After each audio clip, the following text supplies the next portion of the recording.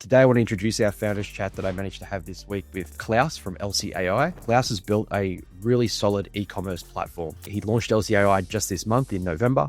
What we found from this chat was a couple of main points that come out that are relevant for most founders in our B2B space. Going narrow isn't limiting, it's liberating. Being able to find a niche and really satisfy that niche well is what Elsie AI seeks to do with solo e-commerce founders. Claus, having been one himself, he built the platform for people like him and built the platform with people like him.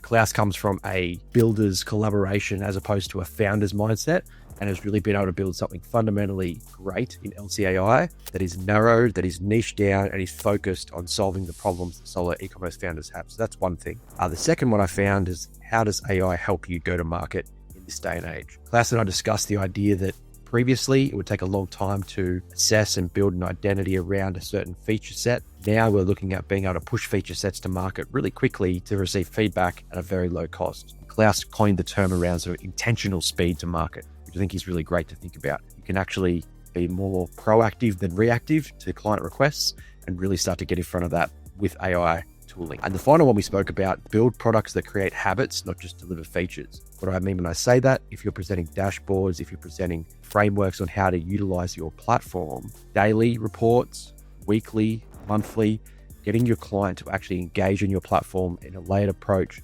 really increases that stickiness and increases that habitual use of your platform to get them continued value. Elsie AI is supposed to be the starting point of the day, the first report they read, but it also allows them to build their platform over time with the additional tools and the additional features they have. There are the three main points that come out of our chat, not to mention the side conversations we had about Claus's private artwork and his art studio that he runs on the side. You may catch a bit of his inspiration in the background of the podcast. Have a listen to the whole podcast and let us know what you think in the comments, or hit us up on LinkedIn with any feedback you might have. Without further ado, here's Claus and Elsie AI with our founders chat of the week.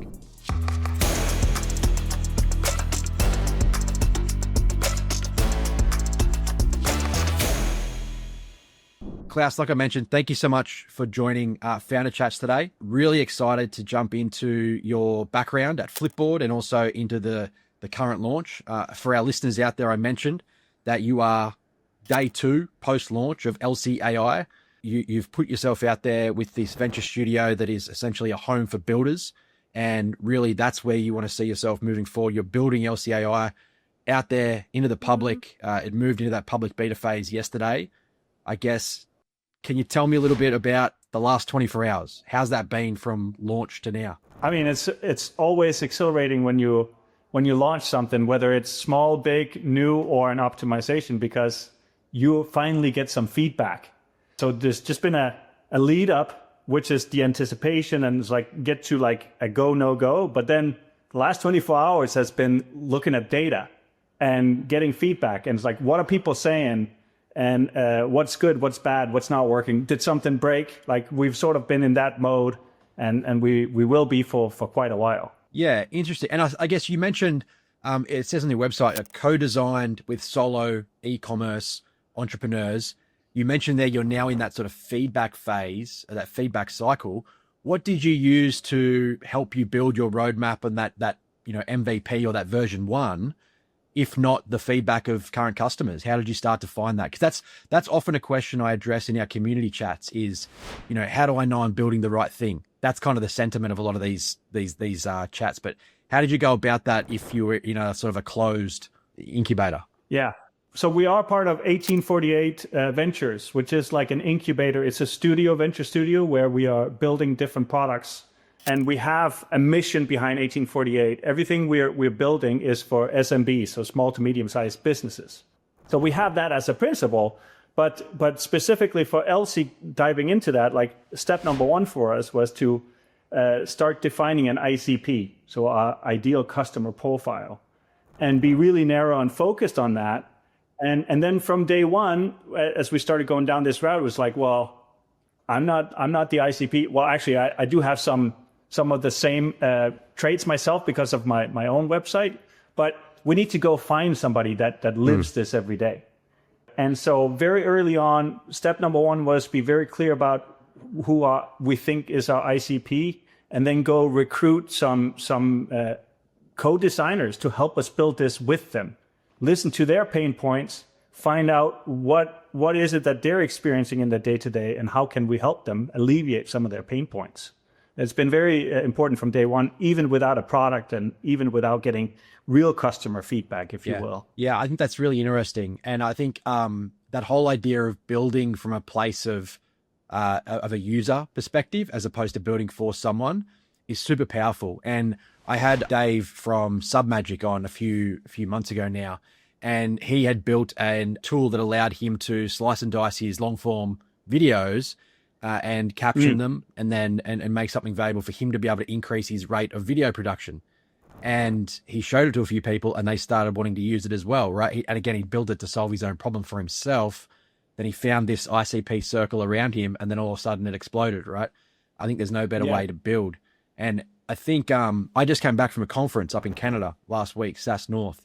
And some of the chats I had with founders there, really interesting point you make about getting very specific and very, very niche down to those requirements. I've noted a refreshing shift in that idea of being everything for everyone or building something very wide and understanding you need to get down to a niche and satisfy it really well first. That's been it's always been a sentiment that people are trying to do, but a lot of people don't do it that well, I found. What were some of your sort of guardrails in getting down to that niche? Like you mentioned that building for the people that are using it, but how did you sort of, what was the pain in the initial stages that drove the first steps of innovation? Well, so just a few words on why it's so important to go narrow. Is I think the whole point of going narrow is that so you can hone in on a specific person's pain point. Right. If you are a solo e-commerce founder, your pain points are very different than even if you have a team of 10. Like, I don't have a marketing department if I'm a team of 1. I might, if I have a team of 10, I might have, one person. If I'm a team of 50, I might have a whole department. So that's really the whole reason for going really narrow. When we were thinking about this ICP, like I said, it helps us. It has to align with our mission of 1848, but it allows us to have that focus. But another word that we use a lot is like, it allows us to find a wedge into a market. Like, it means, it doesn't mean that we will forever stay with a very narrow focus. It just means, what do we believe is our access point to the market? Where do we see where we can solve pain points that no others are doing? And maybe there are some competitors that are overlooking. And that also made the solo e-commerce founder very attractive, because I think with AI products in general, a lot of SaaS companies, B2B SaaS, they solve for enterprise. And the solo founders are the ones that are the last to benefit from this AI revolution we're going through. So I think those are some of the points. But I think your question was like, well, how do we learn about what the MVP should be? Well, we had these conversations, right? And we quickly realized, almost seems like an obvious, but it's like they're wearing 10 hats every single day, right? And a quote that stands out for me in these early conversations was like, help me figure out what's next. Right. Like, help me figure out what I should do next. Because it's all the time for them, it's a prioritization and a trade-off conversation they have with themselves. So if we can help them with that, alleviate some of the tasks, but also help them prioritize what they should be doing, then we were on to something. Yeah, great.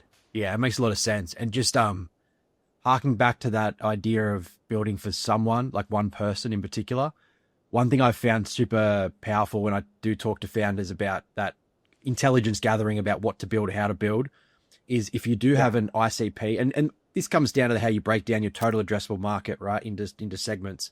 But if you have an ICP, an ideal customer profile, that might look like a company. And it might be, we go after SMB in the e-commerce space, doing revenue of, up to 10 million in the greater US region, utilizing these tech systems. That's great. But what you're talking about here, I think, and correct if I'm wrong, but if you can get down to, I want to build a product for Klaus. Klaus is a product manager at this kind of company. His day-to-day includes doing these sort of tasks. He's expected to generate these kind of reports in order to provide getting down to that level of fidelity and providing a persona to the ICP, I think really helps founders zero in on that wedge that you mentioned. HubSpot did it back in the day, right? When they were starting to deviate between CRM and CMS, they had, I think it was there's a case study. It was like Marketing Mary and Customer Charles or something like that. Like they had these two personas out there that they were trying to satisfy with their future builds. And they came at a decision point when, particularly in their pricing structure, were they going to optimize for user seats or free web hosting? I think it was, right? So yeah, I love that idea. And I think that's a great point for any aspiring founder out there, is to get detailed into who you're building for, and start to meet that mark really early. Yeah. And also, like, it goes to, like, when you then go and you want to find your co-designers, which basically means people that are helping you define your features. Like, it's very, I think your natural instinct is to go call on your network and your friends to help you out. And there's definitely value in that. I've had many of those conversations. And if they have a good head on them, they can give you good feedback, like just common sense feedback. But you really have to be strong in saying that, no, I got to go find my ICP and figure out how you get them to be your co-designer and persuade them to be on your team. Yeah, exactly. Yeah. I think that's the most powerful. Even again, harking back to my talk with Submagic, a couple of Dave's first hires were his customers, early customers. So bringing his customers on board as staff members made that much easier as well, right? That's really cool. So I guess, Claus, back to your history with Flipboard. So we know that I think it was up to 145 million users with Flipboard over time. You've gone from this giant sort of behemoth of a client funnel down to a brand new launch. What are some of the lessons learned from having a company that you scaled to that big to coming back to bare bones, starting again? What are you going to try and implement this time around? I mean, I think specific to, like, your question about big numbers versus small numbers, like, well, the biggest difference is, like, we don't have the data.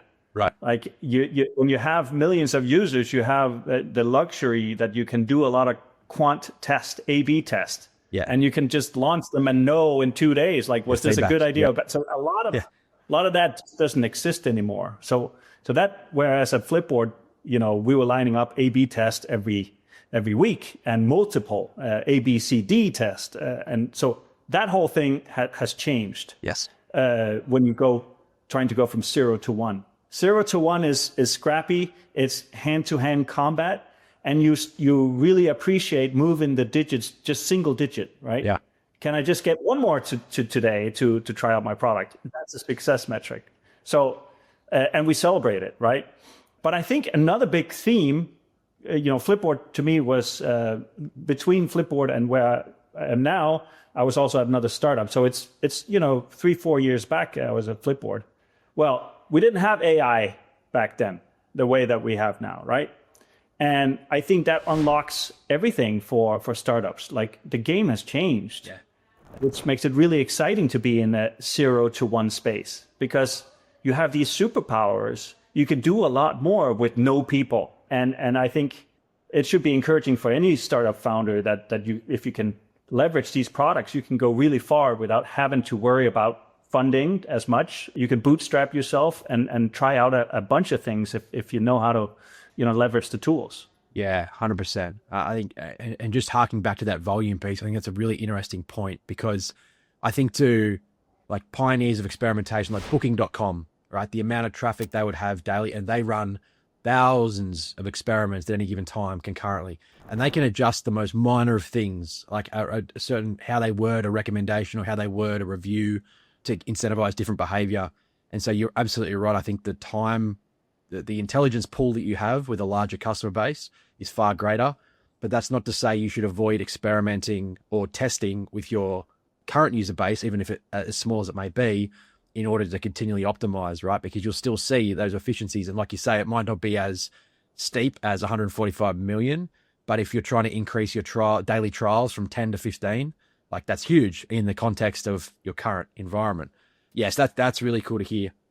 And I think your other point around the tools we have available, I'm the same. So I've been in SaaS now for 7 years, thereabouts.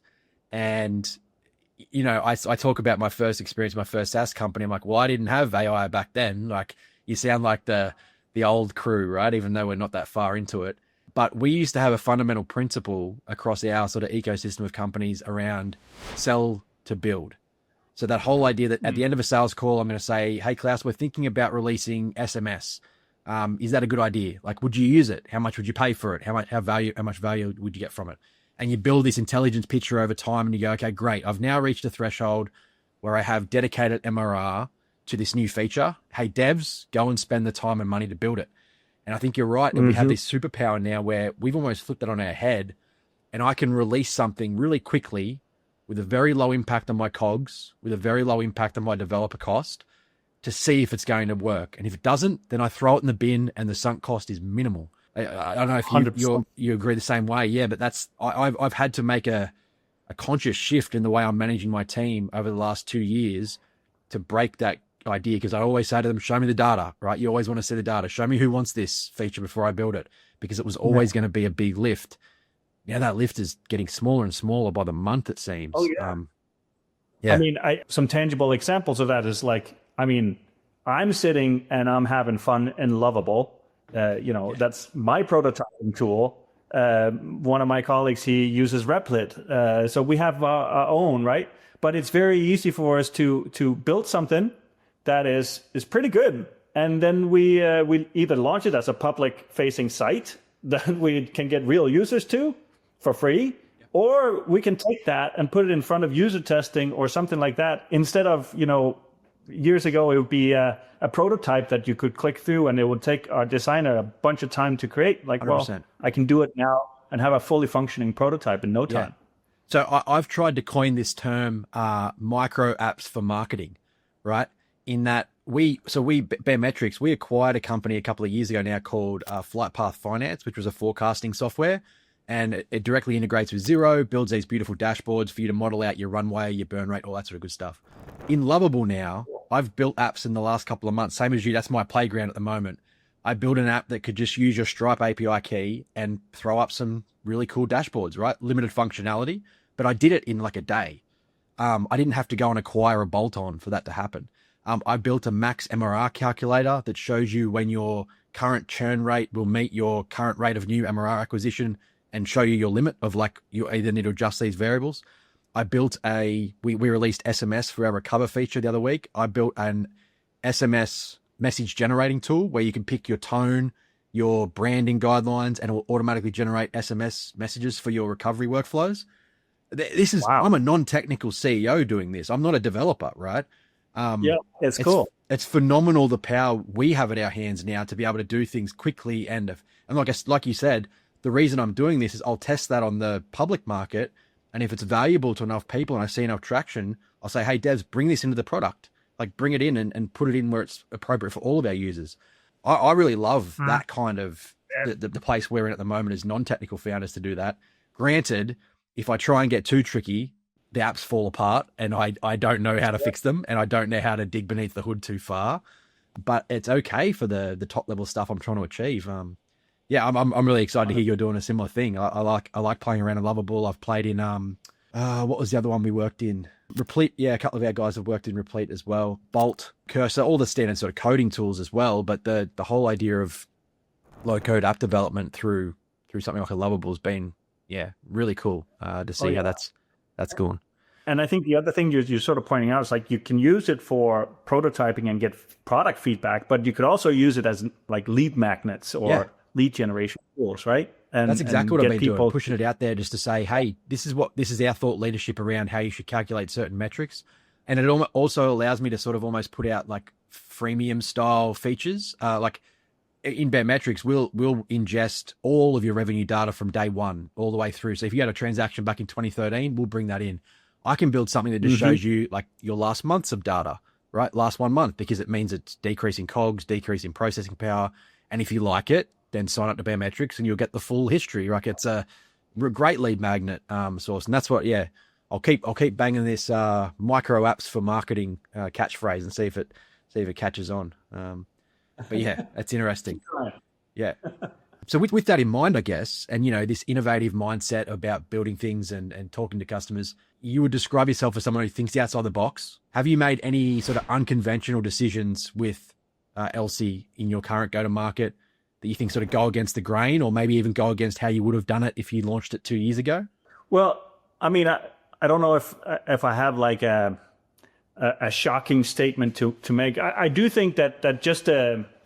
based compared to just a few years ago, like things are just going much faster, right? So this rapid prototyping and getting feedback is just a different ballgame. So I don't feel like it almost has already become the norm for startups to do it this way. So I don't feel like we're doing anything groundbreaking, but that's what we're doing. Like we're quickly coming up with ideas that fits with, the whole framework we have for what we want this company to be.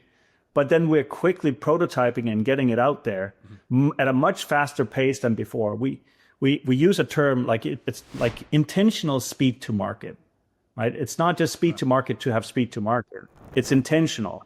And that's sort of one of the first principles we have. Intentional speed to market. I really like that. It sort of implies a little bit of disciplined execution, right? Like you're doing it fast, but you've still got some pretty robust guidelines to keep you on track, right? Yeah, exactly. That's exactly right. Okay, so coming from again, we mentioned a few years ago with Flipboard, bigger customer base. We're at day launch. What are the metrics that matter to you? What are the metrics that you're looking at over the last 24 hours and then the next 2 weeks to sort of see how you're going to trend with the launch? Yeah, I mean, it's fairly straightforward for us, as I think it is for any company that's going into this. Like number one, we want account creations. We want quality account creations, right? We want people to try it out. And number two, it's product usage. So it's as simple as that. But for us, we feel like we're trying to change behaviors. We're trying to create daily habits. Like we really want Elsie to be the hub that you go to, like it's your starting website every single day because it's your business partner. So it's a tall order, and we need to see that in the metrics, how that bears out if we can start to create habits with the core tools that we put in there. Then, that's the next month, I would say, 2 weeks to a month. We got to see that. And then we can start talking about, what comes next in terms of what's the sentiment to pay and all of those good things. Yeah, very nice. Yeah, I think that's part of the struggle too with founders when they do, whether it's a launch or just early days. New MRR is always the first guiding light of, are we actually getting paid for what we're offering the market and people are willing to pay for it? That's one thing. I think moving from releasing a free plan for early adopters and then you ask them to pay and it's sort of actually not enough value there. Being able to build that sustainable view of metrics that are going to drive. I think activations is a great one. That's where a lot of people fall over to. I think if you're blinded by just signups versus what I would call PQLs, right? Product qualified leads or product qualified users that are actually connecting. Baremetrics has a similar workflow in that we have trial signups and then you get to a connection page where you see what the product might look like when you connect your Stripe, your Chargebee, your Shopify partners example. But when people don't, you're like, okay, well, we know that they're not a quality lead there because they might just, kicking tires or just interested to see what we were. But as soon as they connect, we're like, hey, you've just unlocked so much more value because we can show you everything you need to see, not just what you think you might want, which is great. Yeah. So yeah, I agree. I think, looking at active customers and that activation rate is a great measure for sure. And then obviously down the track, founders can start to look at things like, churn and the time to churn is a big one. How quickly do they, particularly I think with AI tools at the moment that are anchoring themselves to credit usage or token usage, do you put too much upfront value in your product early and I consume those credits really quickly? I don't need them again for another month or two. So I either pause or I churn. That's a big balance that AI companies are trying to find at the moment, I believe. Yeah. Well, yeah. I think that's interesting. Just to riff on it a little bit, like there are some underlying metrics that we'll look at to see, like, how do we let the users put more skin in the game as they go, right? Elsie, the beta we have has different elements. So there is, and the whole idea is that Elsie learns about your business. So the more you put into it, the better it gets. Nice. So the chat function gets better because it knows about your business, right? So the chat function is central because it knows about your business and you can ask it anything. But then we have core apps that are built into it. And the two that are part of the beta launch is, one is Marketing Helper, Marketing Gold, we call it, that helps you create content for social media. based on your products. Wow. That's in your store, both imagery as well as the copy. And then we have another core app, which is around your website health.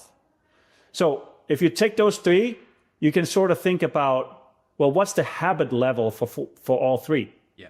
Well, the website health might be a monthly habit. Like you want to keep it on, monitor it, but you might optimize your website once a month or twice a month based on what you see.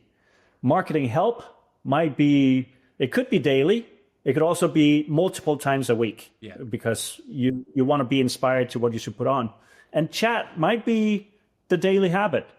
So we will definitely be looking at usage metrics for these different ones and compare that to how much skin in the game are we getting you to do? How much are you putting into it to make the system better? Yeah. I really like that terminology around building habits in your user base. And I guess it's the equivalence of like stickiness, right? How do I get my clients to be sticky? If I can help them and enable them to create sustainable habits that deliver value over multiple time ranges, like you said, daily, twice weekly, monthly, that's a really cool way of thinking about that. I think I might steal that, because we again, I look at, we have a live stream, a daily breakdown, which is seeing all events that come through Stripe, your new signups, your new trials, your churns, your expansions, reactivations.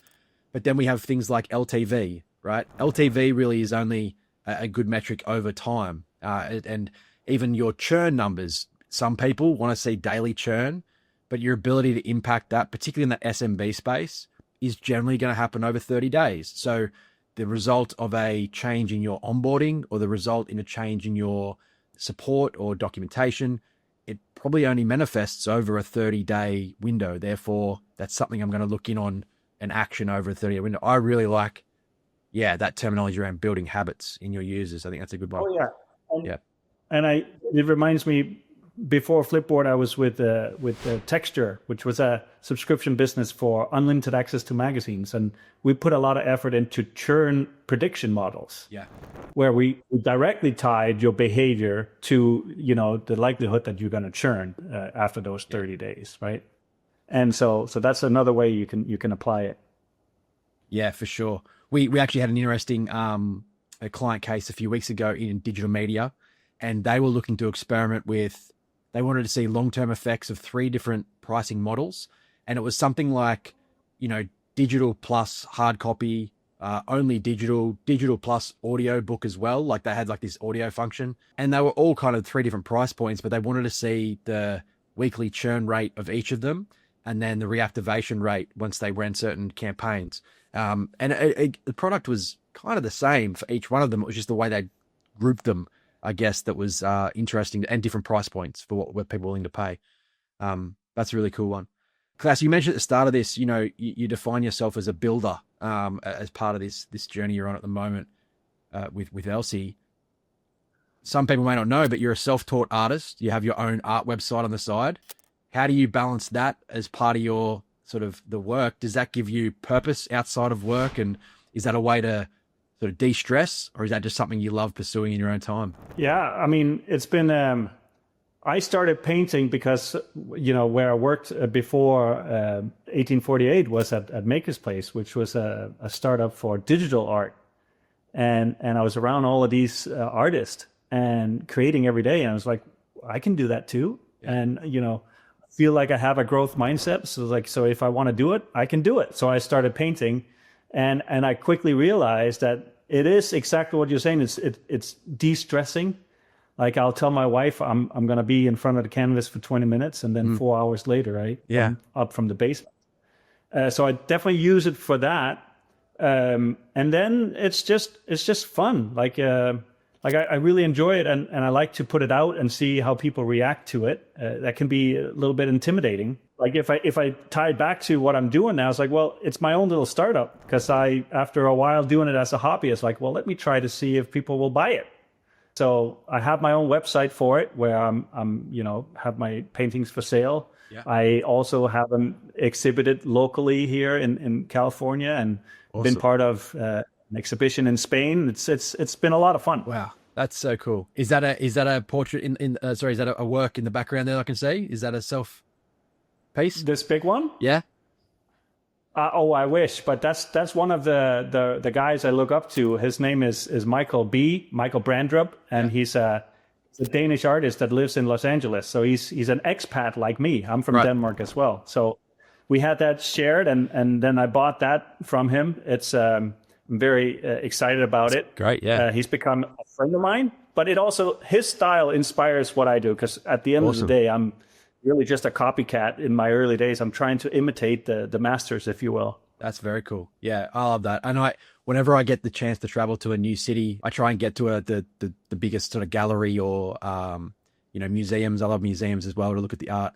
And funnily enough, I was at the was it in Ottawa? Yeah, it was Ottawa. So it was the Ottawa Gallery, or the Canadian Gallery, I think it was, National Gallery. And beautiful, beautiful building, great architecture, just really nice to spend some time in. They've got some original Matisse in there. They've got a few other like really ancient paintings and really well crafted, really detailed stuff. But then I went into this one room, and it was kind of the abstract art space, and there was a single wire, a single black wire running from one corner of the room to the other, and that was it. And it was this like, it wasn't even minimalism. It was just kind of like a wire. I'm like, I don't think I get this art.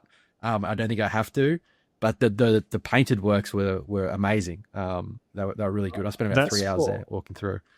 I do the same. Every time I go for conferences or business meetings, that's the first thing I look up is like, what museum can I go to? Yeah. And for me, I'm gravitating towards the modern stuff and the abstract stuff. Those are the two things. And one thing on your comment about the lines, like, you remember it, you're talking about it, so it had an impact on you. Yeah, it did. And I guess that whole idea of like, it makes you redefine what art is to you, right? Like, is this something that resonates with you? If not, maybe someone else. But also, I appreciate the intent of what they're trying to do more so than the expression itself, I guess. In closing, mate, so I had a great chat, and thank you so much again for the time. I've really enjoyed talking to you. Just as a side note, what are your thoughts on AI created art now and the sort of the push towards, will it become part of the norm? Will there be a place for, I personally think there's still a certain element of talent and expression that you can only deliver from a person, from a human. And I'm none so more buoyed when I go to a conference and I shake people's hands and talk to them face to face, and I know that they're real. You get that connection. I feel like there's still something to be said about artwork and things that are generated by humans. And then that there's physical effort that's gone into them. But how do you see that playing out? Because it's certainly become prolific in the last 12 months more than ever before. Oh, I mean, you're almost opening a Pandora's box with me here, because before 1848, I was with Makerspace for 3 years, where this is what we were working on. Yeah. And AI artist was part of digital art movement, which is still a small movement.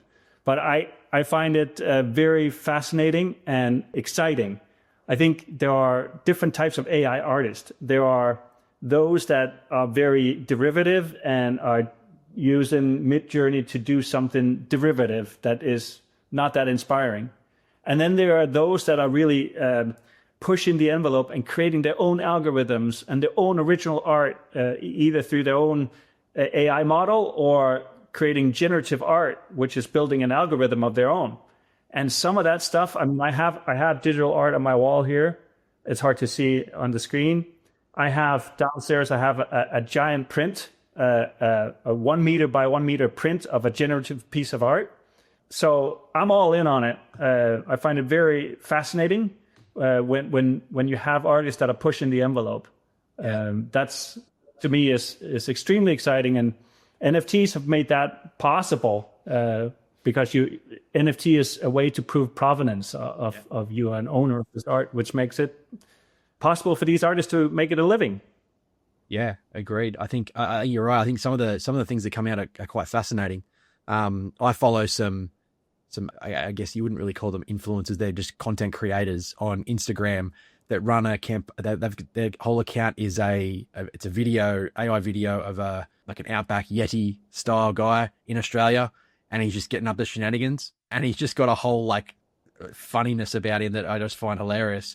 And I follow it. All right. And it's entertaining and it's interesting. And it's, it's got substance. There's thought behind the skits that they put him in and the things that they get him to do. So there's still entertainment value there for sure. But yeah, that's great, mate. Yeah, it's great to see someone who's got a good balance between, being able to invest yourself so heavily in a startup environment and have a really great release and a good outlet outside of that. I think that's important for founders and young startups to understand as well. From a professional and personal perspective, it's important to have that for sure. Well, mate, we're about to wrap up with our call, but do you have any questions for me? Anything you'd like to ask me or talk about? Well, I guess, this is the first time we meet over a call here, but you scale in Baremetrics. Does some of these things resonate with you? What stage are you in as a founder or a CEO? Yeah, absolutely. So the things that resonate with me the most is that the history of Baremetrics being a single point solution for Stripe, creating that wedge. And that's when you said that wedge piece, that was really resonating with me, because I know that the founder, Josh Pigford, when he built it, he had his own frustrations with being able to understand anything that comes from Stripe. And so he built Baremetrics to ingest that data and present it in a more cohesive and manageable way.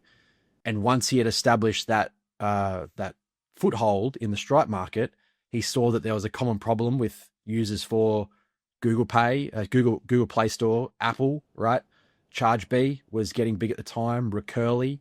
There was other subscription management platforms out there that lacked fundamental metrics and analytics. So he started to build for them as well. But he had that foundation in Stripe that helped him understand how to apply the same problem set to new areas.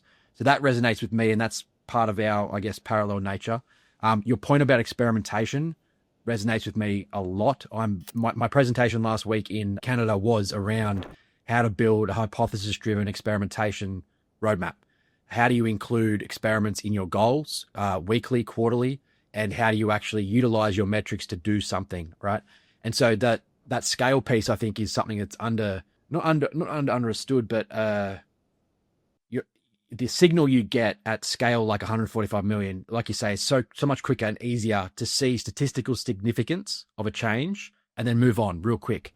And that's where I think operators at the moment get bogged down, is that they either don't let an experiment run long enough because they don't have enough data points, or they see an immediate impact up or down and then implement the change as their champion, which I think is a bit of folly behind that. So having a great statistically significant framework of experimentation and acknowledging your own weakness, which is perhaps low traffic volume, maybe low conversion rate, or like wherever that is, getting an understanding of what is significant to then implement that champion variant is important. And we do that regularly. We have big sort of quarterly strategic movements. Maybe a pricing page redesign is a big lift because you need to see conversions through that new pricing page, versus something like changing the content of your CTAs on your high-performing blog posts, right, that you know are going to drive greater amount of conversions. You can see signal within 2 weeks because your trial numbers will change. Yeah, that resonates with me as well. Where we are at the moment is we're trying to find what's that next leg up for us. We have our Stripe user base, we have our ChargeBee user base, we've got all these sort of individual users that come through for those particular platforms, and we're building out more of our feature builds at the moment are from requests from individuals that say, we really want our numbers to look like this, right? And it might be just an amendment to how they manage their churn or their reactivation dates or something nuanced to their account. And so it's really hard for us to build holistic changes that affect everyone equally. But that's what I want to get to. I want to think, what's that big next leg up for me to offer something to the wider market that will be of benefit to more people? Forecasting is a big one at the moment. Scenario building, future-proofing your revenue model and your operating model by playing out the variance, right? What if a new competitor enters the market and my revenue contracts by 3% month on month? How does that impact my runway, right? Actually, I release a new product and I continue to grow at 10% month on month. When do I need to hire a new sales rep, right? Those sort of things there have become more and more important for founders, and we're seeing a lot of value in providing those services. But yeah, that's where we're at the moment. I really enjoy the SaaS space at the moment. I love talking to companies like yours and these emerging AI companies the ones I like talking to are the ones that have sought me out for metrics, because it shows me they understand that they should be looking at something, right? They like, I need to know what to look at. I need to know how to monitor this success rate here and whether we're actually going, whether this plan is working, whether this price point is working. And so I've really enjoyed seeing the breadth of AI companies that are emerging and quickly passing through those that have a proprietary value and not just a wrapper on an existing platform. I think that's important. Yeah. And I love your play of having that web health, that socials, and that sort of internal management. That's really, I think, the way people should be playing. So it's good to see. Yeah. But yeah, does that answer your question? I hope we can become a customer of yours when we start getting some paying customers. Yeah, absolutely. I'd love for that to happen. Yeah, I'd love for it. And I'd like, to be fair, I'd even throw you on our Kickstarter campaign where it's free.